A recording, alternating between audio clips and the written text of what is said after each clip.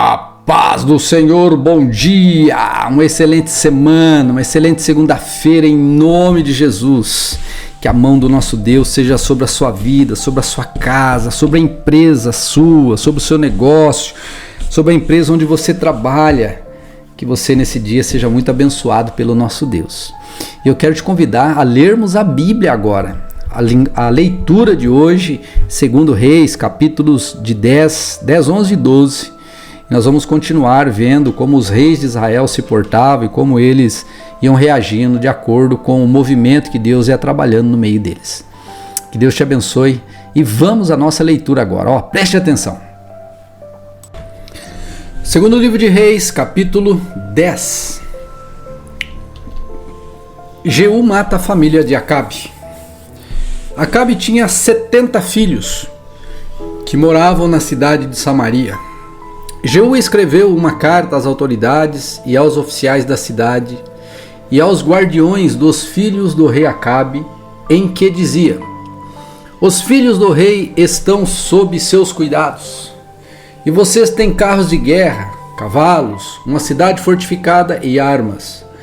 Assim que receberem esta carta, escolham para ser rei o melhor e o mais capaz dos filhos de seu senhor e preparem-se para lutar pela dinastia de Acabe. Eles ficaram apavorados e disseram: 2 reis não foram capazes de enfrentar este homem? O que podemos fazer? Os administradores do palácio e da cidade, juntamente com as autoridades e os guardiões dos filhos do rei, enviaram esta mensagem a Jeú: somos seus servos e faremos o que o Senhor ordenar. Não proclamaremos nenhum rei. Faça o que lhe parecer melhor. Jeú respondeu com outra carta: se estão do meu lado e vão me obedecer, tragam-me as cabeças dos filhos de seu senhor a Jezreel amanhã a esta hora. Os 70 filhos de Acabe estavam sob os cuidados dos líderes de Samaria, onde haviam sido criados desde a infância. Quando chegou a carta, os líderes mataram os 70 filhos do rei, colocaram as cabeças em cestos e as entregaram a Jeú em Jezreel. O mensageiro foi a Jeú e disse: eles trouxeram as cabeças dos filhos do rei. Então Jeú ordenou: façam com ela 2 montões junto ao portão da cidade e deixem que fiquem lá até amanhã cedo. Na manhã seguinte, ele saiu e se dirigiu à multidão que havia se reunido ali. Vocês não têm culpa, disse ele. Eu conspirei contra meu senhor e o matei. Mas quem matou todos esses? Podem ter certeza de que a mensagem do Senhor a respeito da família de Acabe se cumprirá. O Senhor declarou por meio de seu servo Elias que isto aconteceria. Então Jeú matou todos os parentes de Acabe que restavam em Jezreel e todos os seus oficiais mais importantes, seus amigos pessoais e seus sacerdotes.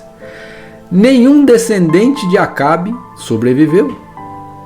Depois Jeú partiu para Samaria, no caminho em que Bet-Equed dos pastores encontrou alguns parentes de Acasias, o rei de Judá. Quem são vocês? Perguntou. Eles responderam: somos parentes do rei Acasias. Vamos visitar a família do rei Acabe e da rainha mãe. Prendam-nos vivos, ordenou Jeú a seus homens.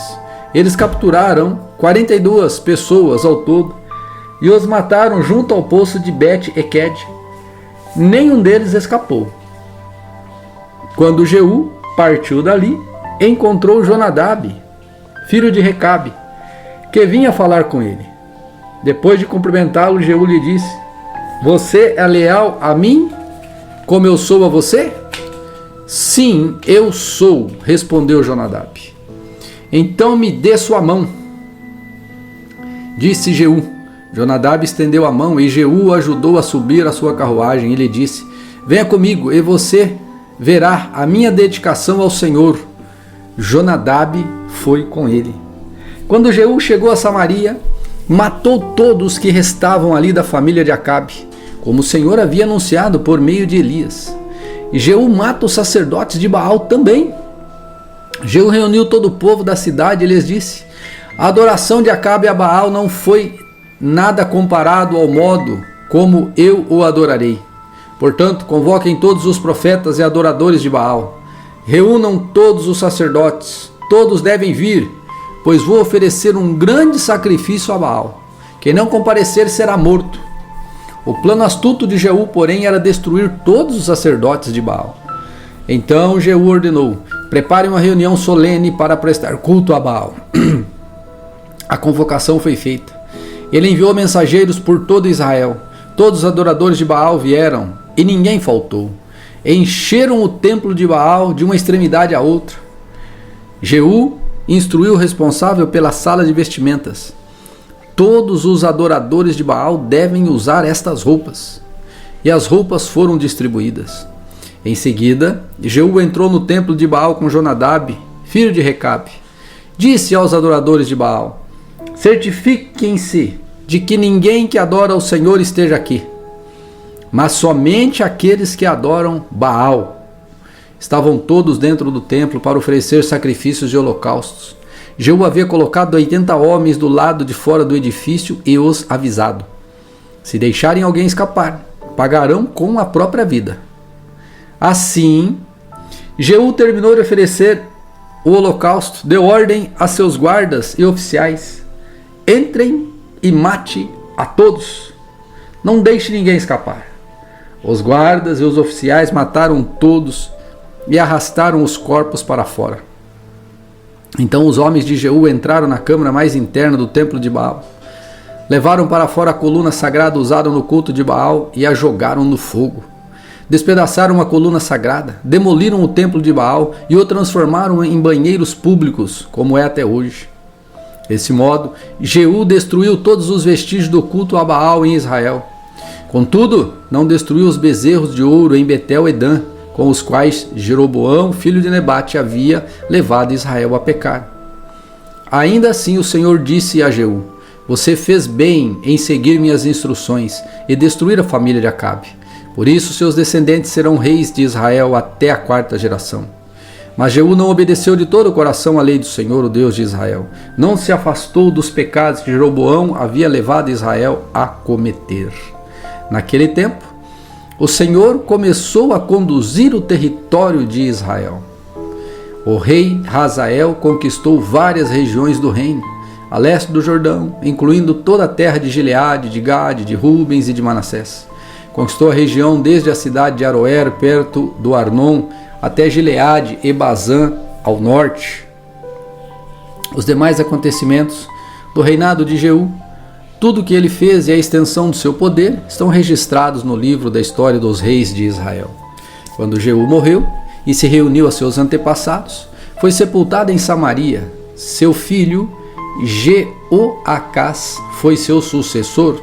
Ao todo, Jeú reinou por 28 anos sobre Israel em Samaria. Segundo livro de Reis, capítulo 11. A rainha Atalia reina em Judá.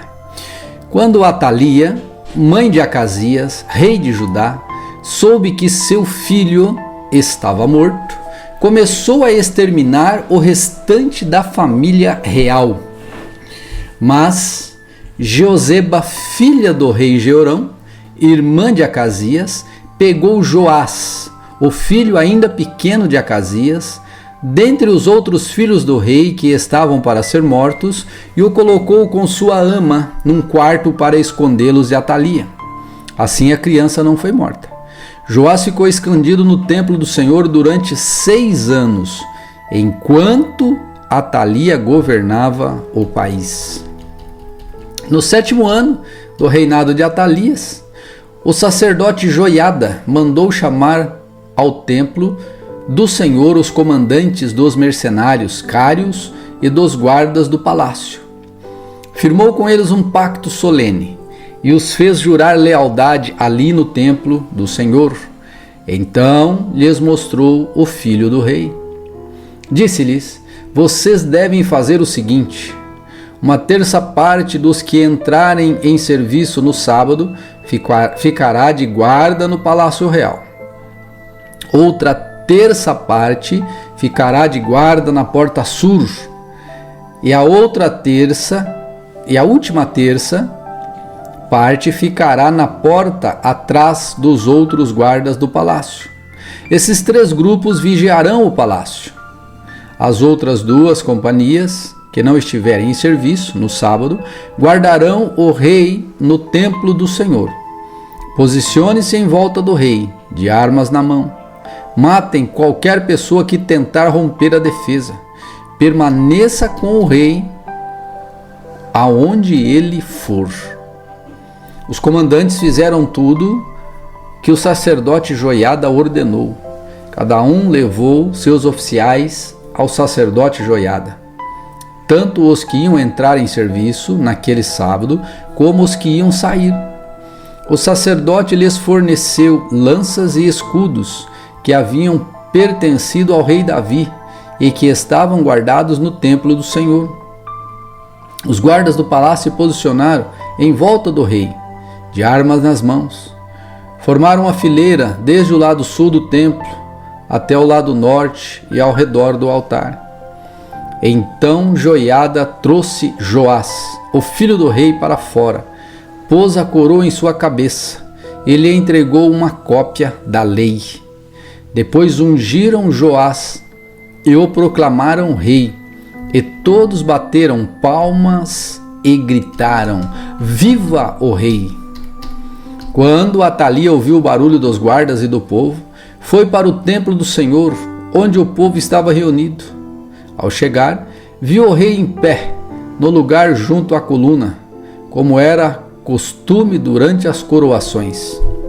Estava rodeado pelos comandantes e tocadores de trombeta, e gente de toda a terra se alegrava, tocava trombetas e fazia festa.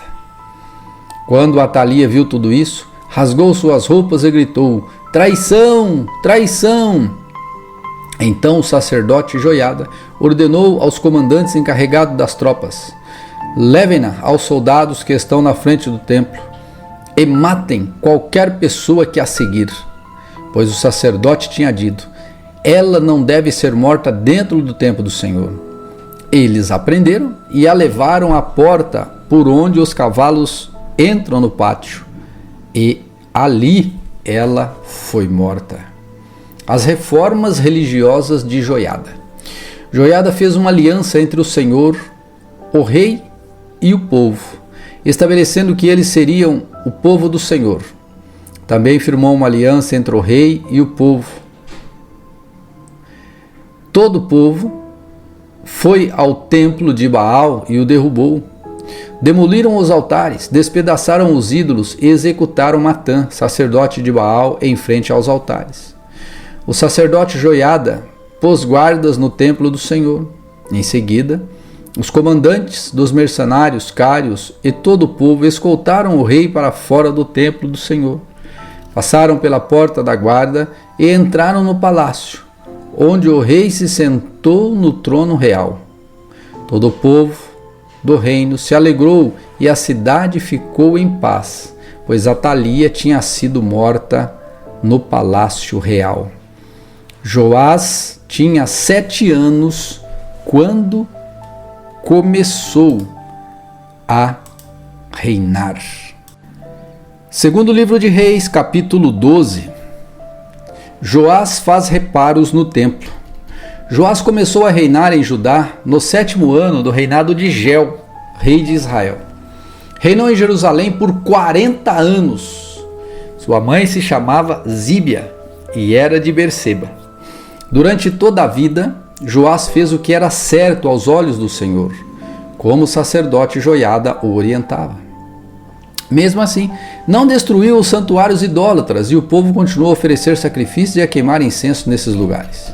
Certo dia, o rei Joás disse aos sacerdotes: Juntem toda a prata trazida como oferta sagrada ao templo do Senhor, tanto o imposto do censo e os pagamentos de votos, como as ofertas voluntárias. Cada sacerdote deve recolher a prata com um dos tesoureiros e usá-la para fazer reparos necessários no templo. Contudo, no 23º ano do reinado de Joás, os sacerdotes ainda não haviam feito os reparos no templo. Então o rei Joás chamou Joiada e os outros sacerdotes e lhes perguntou: por que ainda não fizeram os reparos no templo? Não recebam mais prata dos tesoureiros, exceto a que for usada para reparar o templo. Os sacerdotes concordaram em não receber mais a prata do povo e em deixar que os outros assumissem a responsabilidade de fazer os reparos no templo. O sacerdote Joiada fez uma abertura na tampa de uma caixa grande e a colocou do lado direito do altar, na entrada do templo do Senhor. Os sacerdotes que guardavam a entrada colocavam na caixa todas as contribuições do povo. Sempre que a caixa ficava cheia, o secretário da corte e o sumo sacerdote pesavam a prata trazida ao templo do Senhor e a colocavam em sacolas. Entregavam a prata aos supervisores da construção, que a usavam para pagar os homens que trabalhavam no templo do Senhor: os carpinteiros, os construtores, os pedreiros e os cortadores de pedra. Também compravam a madeira e as pedras lavradas necessárias para fazer os reparos no templo do Senhor e pagavam todas as despesas relacionadas à reforma do templo. A contribuição trazida ao templo não era usada para fazer taças de prata, nem cortadores de pavio, nem bacias, nem trombeta, nem outros utensílios de ouro ou prata para o templo do Senhor. Era entregue aos trabalhadores, que a usavam para fazer os reparos no templo. Não se pedia que os supervisores da construção prestassem contas desse valor, pois eram homens de confiança. Mas as contribuições das ofertas pela culpa e das ofertas pelo pecado não eram trazidas ao templo do Senhor. Eram entregues aos sacerdotes para seu uso pessoal. Nessa época, o rei Hazael da Síria guerreou contra Gate e a conquistou. Então resolveu atacar Jerusalém. O rei Joás recolheu todos os objetos sagrados que Josafá, Jeorão e Acasias, os reis anteriores de Judá, tinham consagrado, e os que ele mesmo consagrara. Enviou-os a Hazael, junto com todo o ouro que havia na tesouraria do templo do Senhor, no palácio real. Com isso, Hazael suspendeu o ataque a Jerusalém. Os demais acontecimentos do reinado de Joás e tudo o que ele fez estão registrados no livro da história dos reis de Judá. Os oficiais de Joás conspiram contra ele e o assassinam em Bet-Milo, versículo 20. Os oficiais de Joás conspiraram contra ele e o assassinaram em Bet-Milo, na estrada para Sila.